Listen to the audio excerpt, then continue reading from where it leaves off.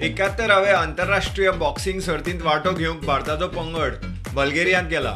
हातूंत गोंयचो कोच संतोष बिरमोळे आनी चिदंबर नायकाचो आस्पाव आसा. दोगूय गोंयकार कोच आपले पेजाद कामा खातीर भारताचे टॉप दादले आनी बायला बॉक्सरांक अंदूचे ऑलिंपिका खातीर मार्गदर्शन करतात. बेल्लारींत प्री ऑलिंपिक कॅम्पान world silver medallist Amit Panghal आनी मॅरीकॉमाक चॅलेंज दिवपी निखात झरिनाचो आस्पाव आसा.